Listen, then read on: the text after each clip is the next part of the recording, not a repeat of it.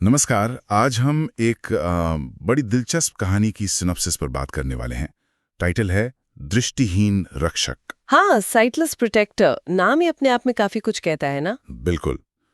सोचिए जरा, एक हीरो जो देख नहीं सकता, लेकिन उसकी सुनने की, सूंघने की, छूने की मतलब बाकी इंद्रियां गजब की तेज हैं। और कहानी में सब कुछ है, मर्डर है, हीरो पर ही इल्जाम लग जाता है। हाँ, और फिर एक बच्ची को बचाने की जद्दोजहद, अपनी बेगुनाही साबित करने की रेस, वो भी वक्त के खिलाफ।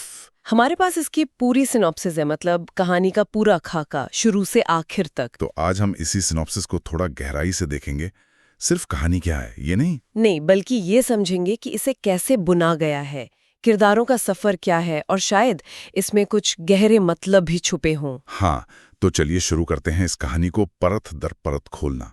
तो सबसे पहले हीरो जे, एक दृष्टिहीन व्यक्ति। हाँ, जो एक बड़े से अपार्टमेंट कॉम्प्लेक्स में एलिवेटर ऑपरेटर और केयरटेकर का काम करता है। लेकिन जैसा हमने कहा, देख न पाने के बावजूद उसकी दूसरी सेंस, सुनना, सूंघना, छूना, ये बहुत तेज हैं। और सिनॉप्सिस ये भी बताता है कि इसी वजह से वो अपनी दुनिया को काफी अच्छे से समझता है।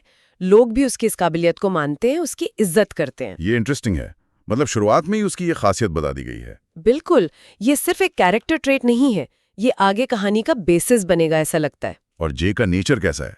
सिनॉप्सिस कहता है वो सीधा साधा नेक इंसान है। और उसका एक बहुत गहरा इमोशनल कनेक्शन है नंदिनी नाम की एक छोटी बच्ची से। अच्छा, नंदिनी कौन है? वो उसी कॉम्प्लेक्स में रहने वाले रिटायर्ड चीफ जस्टिस कृष्णमूर्ति की बेटी है, उनकी पत्नी नहीं है। तो जे उसके लिए एक तरह से पिता जैसा है। हाँ उसकी बहुत केयर करता है। हाँ, ये इमोशनल एंगल जरूरी है। ये कहानी को सिर्फ एक थ्रिलर होने से आगे ले जाता है। जे के लिए दाव पर बहुत कुछ लगा है। सही कहा। अब आते हैं विलन पर, वीरेंद्र। सिनॉप्सिस उसे एक बेहद खतरनाक सीरियल किलर बताता है, बेरहम। और उसका कनेक्शन जस्टिस कृष्णमूर्ति से है। वो उनका पुराना क्रिमिनल पार्टनर रह चुका है। अच्छा, तो ये सिर्फ रैंडम किलर नहीं है। जस्टिस के पास वीरेंद्र के खिलाफ कोई पक्का सबूत है। हाँ, और वीरेंद्र जेल से छूटकर आया है बदला लेने और वो सबूत हासिल करने। ये क्लासिक सेटअप है, पुराना साथी, बदला, छुपा हुआ सबूत। ये दुश्मनी को पर्सनल बना देता है। बिल्कुल। अब कहानी में टर्निंग पॉइंट आता है। एक रात हम्म वीरेंद्र कॉम्प्लेक्स में घुस आता है, सबूत के लिए और शायद जस्टिस से हिसाब बराबर करने। और जे उस वक्त ड्यूटी पर है। हाँ, वो किसी काम से जस्टिस के अपार्टमेंट में जाता है और सीधा क्राइम सीन पर पहुंच जाता है। उसे जस्टिस की लाश मिलती है। ओह, और क्योंकि वो देख नहीं सकता, किलर यानी वीरेंद्र वहां से निकल भागता है। लेकिन भागने से पहले शायद कोई हाथापाई होती है जिसमें जे किलर को छू लेता है, उसकी आवाज सुनता है और उसकी खास परफ्यूम की गंध। ये बहुत इंपॉर्टेंट है। उसके पास विजुअल सबूत नहीं, पर सेंसरी सबूत है। गंध, आवाज, स्पर्श। हाँ, यही उसके हथियार हैं। उसे चेहरा नहीं पता, पर ये चीजें बाद में पहचान में मदद करेंगे शायद। बिल्कुल, ये सुराग अनोखे हैं। इन्हें पुलिस को समझाना, ये अपने आप में एक चैलेंज होगा। और वही होता है, पुलिस आती है। जे लाश के पास खड़ा है, कोई और गवाह है नहीं और वो देख नहीं सकता। ऊपर से सिनॉप्सिस कहता है मर्डर वेपन भी जे के पास ही मिलता है। तो शक सीधा उसी पर। हाँ, वो किलर का कोई ठोस विवरण दे नहीं पाता, बस वो गंध, आवाज वाली बातें जो पुलिस के लिए काफी नहीं है। यहीं पर जे की लड़ाई शुरू होती है। सिस्टम जो आंखों देखे पर यकीन करता है, वो उसकी बात कैसे समझेगा? सही। तो जे समझ जाता है कि उसे खुद ही अपनी बेगुनाही साबित करनी होगी। और वो पुलिस कस्टडी से भाग जाता है। हाँ, एक भगोड़ा बन जाता है। पर अब उसका मकसद सिर्फ खुद को बचाना नहीं है। नंदिनी। हाँ, उसे पता चलता है कि किलर अब नंदिनी के पीछे है, शायद उसी सबूत के लिए। ओ, तो अब दाव और भी बढ़ गया। अब ये चूहे बिल्ली का खेल शुरू होता है। जी, नंदिनी को लेके भाग रहा है, पुलिस भी पीछे है और वीरेंद्र भी। और यहाँ उसकी वो खास इंद्रियां काम आती होंगी, है ना? शहर में छिपने के लिए, बचने के लिए। सिनॉप्सिस ये कहता है कि वो अपनी विकलांगता को ही अपना हथियार बना लेता है। ये सुनने में बड़ा दिलचस्प है। मतलब कैसे? शायद आवाजों से रास्ता ढूंढना या अंधेरे का फायदा उठाना हो सकता है, या शायद भीड़ में किसी की आहट पहचान लेना, किसी गंध से खतरे को भांप लेना। ये जे को सिर्फ एक भागने वाले इंसान से कहीं ज्यादा बना देता है।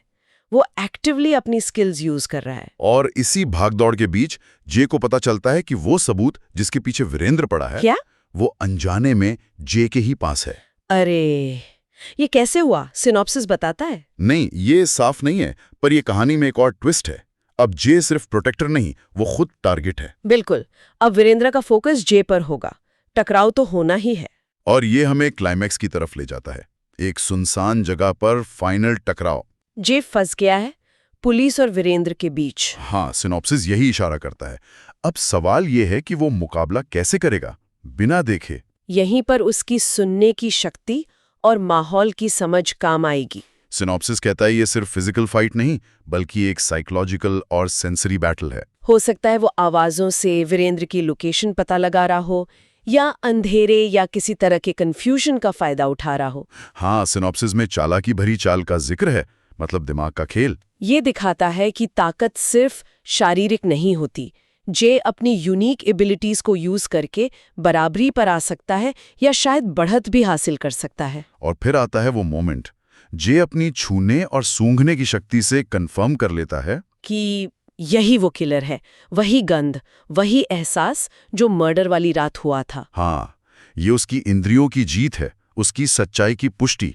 और अंत में जे वीरेंद्र पर काबू पा लेता है। कैसे? मारा जाता है या पकड़ा जाता है? सिनॉप्सिस दोनों पॉसिबिलिटीज देता है, या तो मारा जाता है या पकड़ा जाता है। और सबूत?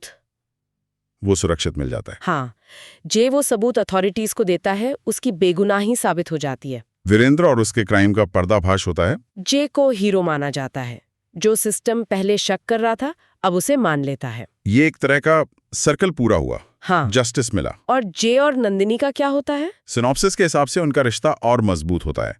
जे ऑफिशियली उसका गार्जियन बन जाता है। तो उसे एक परिवार मिल गया। हाँ, और नंदिनी को भी एक सुरक्षित सहारा।